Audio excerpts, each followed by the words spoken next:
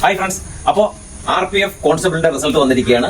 അപ്പോൾ ഇനി ഉണ്ടാവാൻ പോകുന്ന ഫിസിക്കൽ ടെസ്റ്റ് ആണ്. ഫിസിക്കലിനോടൊപ്പം തന്നെ മെഡിക്കലും ഉണ്ടാവാനുള്ള സാധ്യതയുണ്ട്. സോ നിങ്ങൾ അതിനും കൂടി തയ്യാറാവുക. ഓക്കെ, ഇനി ഫിസിക്കൽ ടെസ്റ്റിൽ ആദ്യത്തെ ഐറ്റം നിങ്ങൾക്ക് ബോയ്സിന് 1600 മീറ്റർ റണ്ണിങ് 5 മിനിറ്റ് 45 സെക്കൻഡ് കൊണ്ടും ഗേൾസിന് 800 മീറ്റർ 3 മിനിറ്റ് 45 സെക്കൻഡ് കൊണ്ടുമാണ് ഓടിയെത്തേണ്ടത്. ഓക്കെ, 3 ഐറ്റമാണ് ഇതിനകത്തുള്ളത്. 1 running, 2 high jump, 3 long jump. അപ്പോൾ ഇതിന്റെ കാറ്റഗറി വൈസ് ആയിട്ട് ഇനി ഞാൻ പറയുന്നത്. അപ്പോൾ രണ്ടാമത്തെ ഐറ്റം എന്ന് പറയുന്നത് ലോങ് ജമ്പ് ആണ്.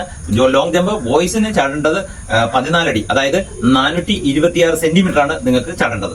ഓക്കെ, ഗേൾസിന് എന്ന് പറയുന്നത് 9 അടി, അതായത് സെന്റിമീറ്ററിലാണെങ്കിൽ അത് 274 സെന്റിമീറ്റർ ആണ് ചാടേണ്ടത്. ഫസ്റ്റ് ആൻഡ് സെക്കൻഡ് ഐറ്റം കഴിഞ്ഞു. ഇനി മൂന്നാമത്തത് ഹൈ ജമ്പ് ആണ്. ഓക്കെ, ഹൈ ജമ്പ് ബോയ്സിന് ചാടേണ്ടത് 4 ഫീറ്റ്, അതായത് അത് സെന്റിമീറ്ററിൽ പറയുകയാണെങ്കിൽ 121 സെന്റിമീറ്റർ ചാടണം. ഗേൾസിന് ചാടേണ്ടത് 3 ഫീറ്റ് ആണ്, അതായത് 91 സെന്റിമീറ്റർ ആണ് ചാടേണ്ടത്. അപ്പൊ ഈ 3 ഐറ്റത്തിൽ നിങ്ങൾ നല്ല രീതിയിൽ ഫോക്കസ് ചെയ്യുക.